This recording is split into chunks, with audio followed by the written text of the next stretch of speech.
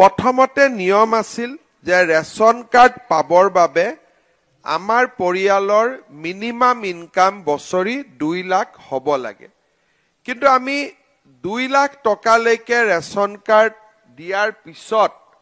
আমি দেখা পাইছিলো যে বহুত নিম্ন মধ্যবিত্ত পৰিয়ালৰ মানুহে ৰেচন কাৰ্ড বিচাৰে সেই কাৰণে এইবাৰ আমি ৰেচন কাৰ্ড পাবৰ কাৰণে মাহিলী উপাৰ্জন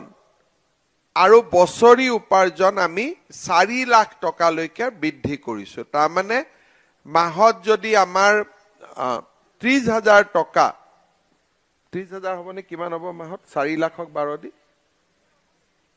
অলপ বেছি হ'ব 30-32,000 টকা মাহিলী উপাৰ্জন কৰা ব্যক্তিও বিনামূলীয়া ৰেচন কাৰ্ড পাব পাৰে বহুত সময়ত মানুহৰ ধাৰণা আছিল যে অকল বিপিএল পৰিয়ালে ৰেচন কাৰ্ড পায় আমাৰ অসমত বিপিএল পৰিয়ালৰ সংখ্যা প্ৰায় কমি গৈছে আৰু আজি ক'ব গ'লে নিম্ন মধ্যবিত্ত পৰিয়ালৰ লোকে ৰেচন কাৰ্ড পায় 4 লাখ টকা মান্থলি বছৰি হলে আপোনালোকে দেখা পাইছে যে 32,000 টকালৈকে আমি এই মাহিলী উপাৰ্জন থকা পৰিয়ালকো আমি ৰেচন কাৰ্ড দিব পাৰো তাৰ ফলত এটা আমাৰ লাভ হৈছে যে যিসকলে ব্যৱসায় বাণিজ্য কৰে সৰু দোকান দিয়ে এই ক্ষুদ্ৰ পৰিয়াল বিলাকেও এতিয়া আমাৰ ক্ষুদ্ৰ উপাৰ্জন কৰা পৰিয়াল বিলাকেও আমাৰ ৰেচন কাৰ্ড পাব পাৰিব 33,333 টকা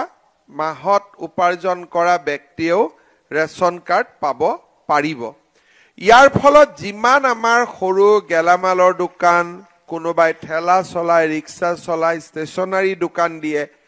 এই গোটেই পৰিয়াল বিলাকে ৰেচন কাৰ্ড পাব পাৰিব তাৰ পিছত কেইদিনমান আগতে আমি কেবিনেটত আৰু সিদ্ধান্ত ললো যে কোনোবাই যদি চতুৰ্থ শ্ৰেণীৰ কাম কৰি ৰিটায়াৰমেন্ট ললে ৰেলতে হওক অসম চৰকাৰে হওক সেন্ট্ৰেল গভৰ্ণমেণ্টে হওক যদি 4th গ্ৰেড চাকৰি কৰি ৰিটায়াৰমেন্ট লয় আগতে চৰকাৰী ৰিটায়াৰ হোৱা পৰিয়ালক ৰেচন কাৰ্ড দিয়া নিয়ম নাছিল এতিয়া আমি সিদ্ধান্ত ললো যে 4th গ্ৰেড চাকৰি কৰি ৰিটায়াৰ হয় আৰু পেনশন যদি 33,000 টকাৰ ওপৰত মাহত নহয় তেতিয়াহলে আমি তেওঁলোককো ৰেচন কাৰ্ড দিব পাৰিম আৰু সেই কাৰণে এইবাৰ আমি 42 লাখ পৰিয়ালক আমি ৰেচন কাৰ্ড দিব পাৰিছো আৰু অহা কিছুদিনৰ ভিতৰত আমি আৰু 20 লাখ লোকক আমি ৰেচন কাৰ্ড দিয়াৰ বাবে চেষ্টা কৰিম এতিয়া ৰেচন কাৰ্ড থকা পৰিয়ালৰ লাভ কি হয় মই এটা এটাকৈ আপোনালোকক কৈ যাব খুজিছো যে 5 কেজিকৈ আমি বিনামূলীয়াকৈ চাউল পাম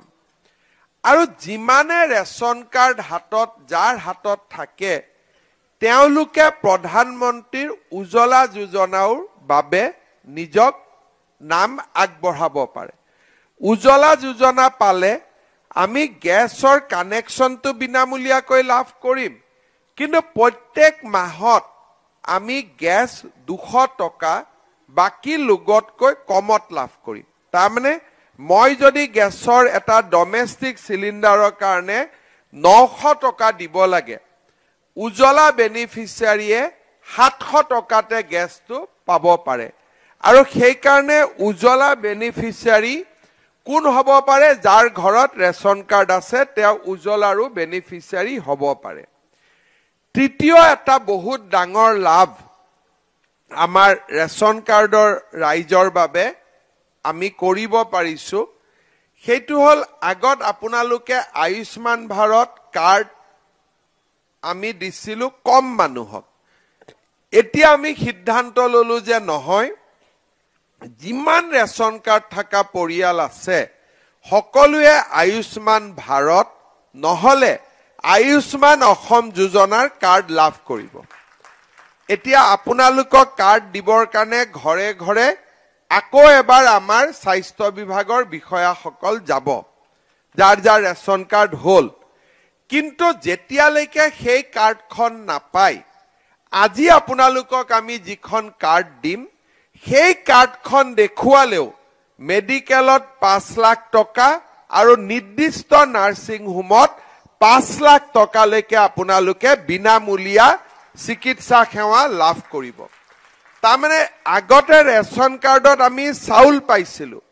এতিয়া চাউলৰ লগত গেছো পালো, এতিয়া চাউলৰ লগত আমি 5 লাখ টকাৰ আয়ুষ্মান ভাৰত আয়ুষ্মান অসম আঁচনিৰো সুবিধা লাভ কৰিম। ভৱিষ্যতৰ দিনত দুটা গুৰুত্বপূৰ্ণ মই আগতে আৰু এটা ক'ব খুজিছো যে 200 টকা গেছত লাভ নহয়, যদি আমাৰ উজ্জ্বলা যোজনাত আমি গেছ থাকে আমাৰ 300 টকা প্ৰত্যেক মাহত লাভ হয়। ডমেষ্টিক সিলিণ্ডাৰ আৰু উজ্জ্বলাৰ মাজত গেপটো হ'ল 300 টকা। সেইকাৰণে আপোনালোকে উজ্জ্বলা যোজনাও ল'ব পাৰিব। ভৱিষ্যতৰ দিনত আমি দুটা তিনিটা আৰু কাম কৰিব খুজিছো। ৰেচন কাৰ্ড থকা পৰিয়ালসকলক আমি জীৱন বীমা আৰু এক্সিডেণ্ট বীমা এই দুটা কামো আমি বিনামূলীয়াকৈ কৰি দিব খুজিছো। প্ৰধানমন্ত্ৰীৰ যিটো দুৰ্ঘটনা বীমা যোজনা আছে, গাড়ী আদি এক্সিডেণ্ট হলে বছৰত 20 টকা দিলে 2 লাখ টকাৰ সাহায্য পোৱা যায়।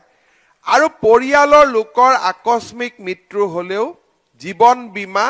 প্ৰধানমন্ত্ৰীৰ জীৱন বীমা লাভ কৰিব পৰা যায়। আমি চেষ্টা কৰিছো যে অহা বছৰত আমি যিমান আমাৰ ৰেচন কাৰ্ডৰ হিতাধিকাৰী আছে তেখেতসকলক আমি জীৱন বীমাৰ লগত আৰু দুৰ্ঘটনা বীমাৰ লগত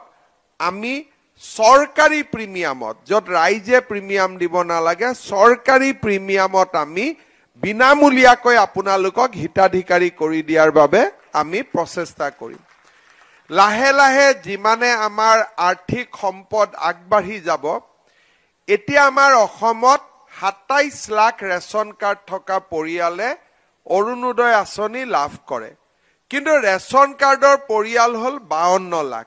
লাহে লাহে আমি আগবাঢ়ি গৈ থাকিম, বছৰি 2 লাখ 3 লাখ লোকক আমি দি গৈ থাকিম, যাতে এটা সময় আহে যে যাৰে ৰেচন কাৰ্ড থাকে সিয়ে যাতে নিৰ্দিষ্টকৈ অৰুণোদয় আঁচনিও লাভ কৰিব পাৰে। কিন্তু এই গোটেইবোৰ কাম কৰোঁতে অলপ অলপ সময় লাগিব। আজি আমি আৰম্ভণি কৰিলো আপোনালোকৰ হাতত, কাৰণ অন্ন সেৱাই হৈছে পৃথিৱীৰ আটাইতকৈ ডাঙৰ সেৱা। গতিকে আজি প্ৰধানমন্ত্ৰী মোদী ডাঙৰীয়াই আপোনালোকক মাঘ বিহুৰ প্ৰথম দিনাই অন্ন সেৱা আজি আগবঢ়াইছে। আপোনালোকে এই অন্ন সেৱা গ্ৰহণ কৰি মোদী ডাঙৰীয়াক আশীৰ্বাদ দিব। আৰু তাৰ লগতে আপোনালোকক মই আৰু এটা অনুৰোধ কৰিম যে আমাৰ অযোধ্যাত ৰাম মন্দিৰৰ প্ৰাণ প্ৰতিষ্ঠা হ'ব। গতিকে এইকেইদিন আমাৰ ঘৰৰ কাষৰ মন্দিৰ, নামঘৰ এইবিলাকত আমি স্বচ্ছতা সেৱা কৰিব লাগে, যাতে আমি স্বচ্ছতাৰ এটা আন্দোলন কৰিব পাৰোঁ। আৰু 22 তাৰিখে যেতিয়া ৰামলালাৰ প্ৰাণ প্ৰতিষ্ঠা হ'ব,